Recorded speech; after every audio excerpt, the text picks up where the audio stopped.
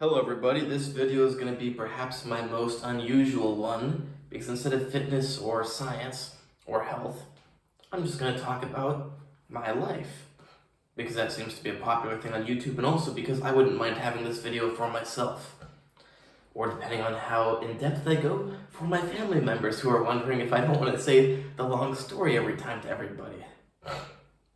Still recovering from the common cold, as I'm saying, to avoid censorship.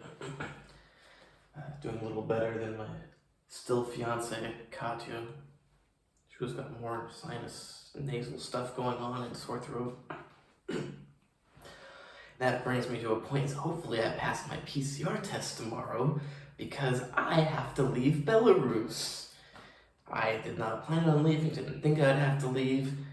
Thought I'd be married by now and be a resident, but that did not work out, because it's not so simple just to get married. We've actually been trying to get married for like 2 years.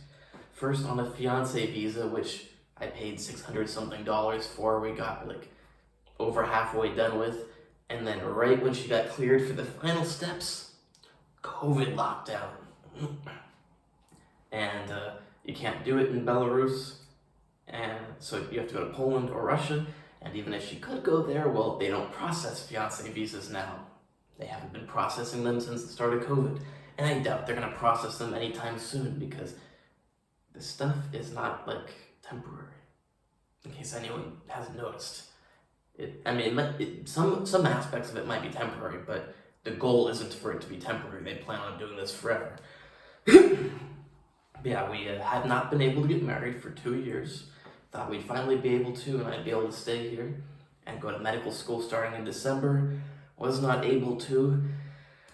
Long story short is, like, you can't get any of the information online.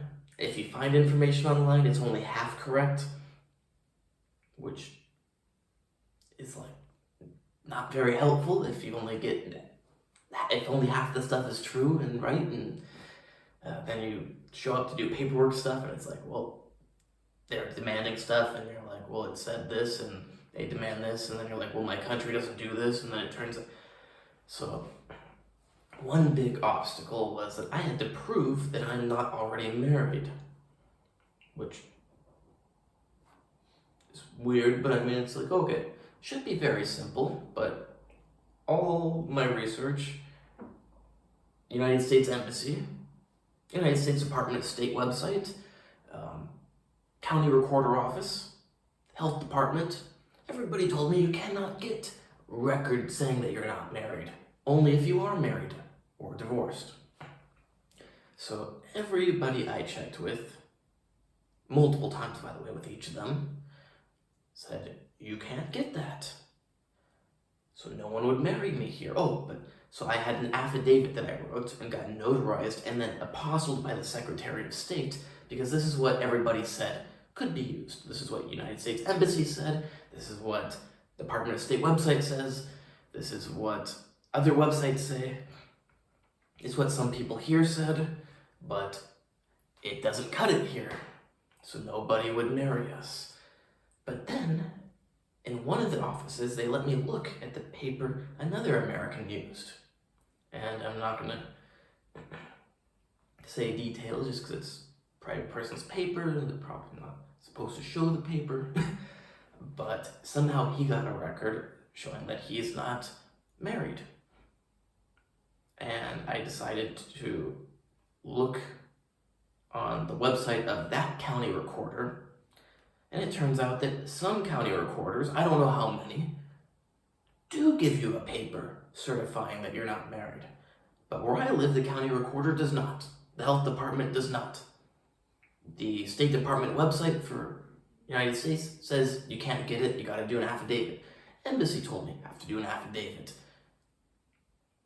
And I didn't think to check. Maybe all the different I'm having a mental blank because I've been here. All the different counties give you different paperworks. Like, how crazy is that? We live in the United States, and you think, oh, well, all the states are different, but not even are all the states different. but all the counties and cities have different laws and paperworks. So the one I live in, you can't get these papers, but it turns out in other ones you can. But the real issue is, like, if I knew that 3 months ago, 4 months ago, I could have easily got it. But everywhere you check says you can't get it. So we weren't able to get married. I couldn't get permanent residency. I have to leave. And not only that, but without permanent residency, I can only be here 90 days out of a year. Luckily, I've only been here 78 days, and I'll be leaving on like day 80 or day 81, because if I had stayed 90 days, I would not be able to come back to go to medical school, because the way the system works is you don't actually get a student visa to come and be here and go to school.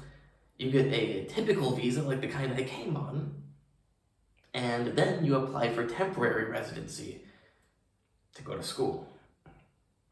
Now, of course, I can't just get the temporary residency now because school doesn't start, and you can only get it on your very first day of school. Brilliant, isn't that? Like, students can only get permission to stay in the country starting on their actual first day of school. And if you happen to come here and spend the summer here before your school starts, you can't go to school because you get kicked out of the country at the end of your 90 days. But luckily, I will have like 9 days that I can come back and get married, hopefully, and get permanent residency, hopefully. And if that doesn't work, get temporary residency for university. So, whereas a couple days ago, I thought I'd be staying here quite a while, like, even though we had so many problems, we went many times to get married, we had lots of problems. I got my affidavit notarized and apostilled by the Secretary of State, sent in the mail for $150 to me. Very excited to get it, brought it in, and they didn't accept it. So last night and this morning, this morning, I realized that I'm gonna be leaving, and not tomorrow, but in 3 days from now, I will be leaving. Going all the way back to California. Luckily, I've got a nice family there. It has nice weather. There's a beach. But I'm not looking forward to leaving my fiance, and she's certainly not looking forward to it either. Plus, I'm bummed that we're still not legally husband and wife, and we don't have any of the niceties that come along with that. Like, what if one of us was in the hospital? We can't go visit each other because we're not legally husband and wife yet. What if I want to stay here? Can't do that because I'm not her husband. What if she wants to come to the United States? Can't do that because she's not my wife, and they don't process any visas besides ones for actual family members. And even though we've been trying to get married for 2 years, it doesn't count if you've just been trying to get married. So yeah, that's that. Gonna be leaving this lovely place in 3 days. Gonna be getting my PCR test tomorrow, hopping on a train the next day, and hopping on a plane the next day, going to Turkey, waiting like 6 hours in the airport, and going on another plane to California. I've got lots of cigarettes and medications, and what else do I have? I don't smoke the cigarettes. What else do I have?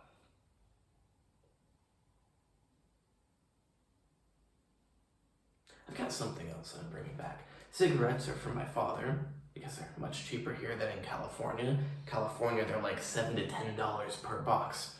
Here, those same Marlboro cigarettes would be like $3.50 per box. But I bought some British cigarettes that were $1.25 per box. They are smaller, lighter cigarettes, but my father luckily has switched to smoking light cigarettes instead of normal cigarettes. He actually started smoking because I started smoking years ago, like 5 years ago. But I don't smoke anymore, luckily. So yeah, that's life. Lots of unexpected things. I'm just glad that I haven't been here for 90 days, and I'll be able to come back and hopefully stay and go to medical school. I love this place. I've got a great home where my family is, but not excited to live in, no matter how nice my home is and my family is, I'm not excited to live with my parents again. And I'm certainly not going to rent a small apartment for 2.5 months back in California. And I can't rent an apartment. I've got to rent a bedroom for $1,000 a month. I'm not gonna do that. May as well show you this. Oh, and these things are good. They're like rice. What are they? You know those rice cakes, but they're like rice cake chips that are flavored with olive oil or with tomato.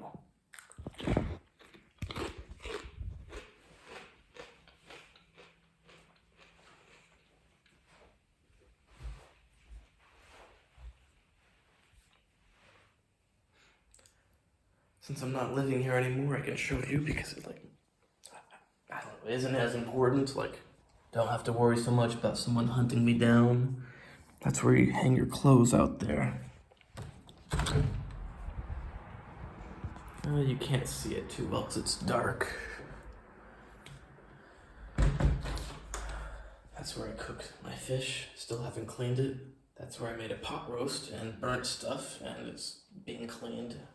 Accidentally melted the lid a little bit because I didn't pay attention. There was some plastic around the top of it. That's our lovely washing machine. And that is, of course, water, because what else could it be?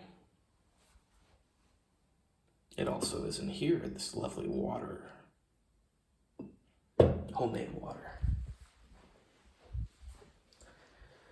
Lovely corridor area. And our nice Bolshoi closet. Very Bolshoi.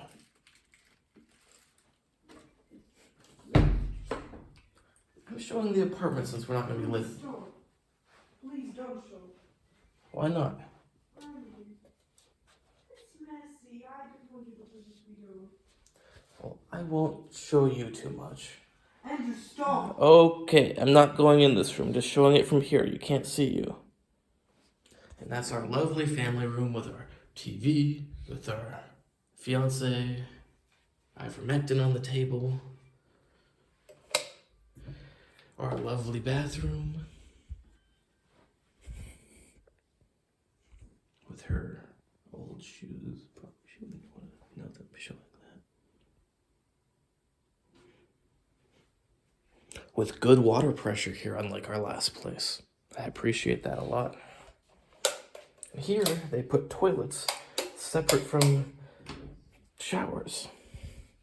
I like it because then you can leave your toothbrushes in your other area and they don't get crap stuff on them.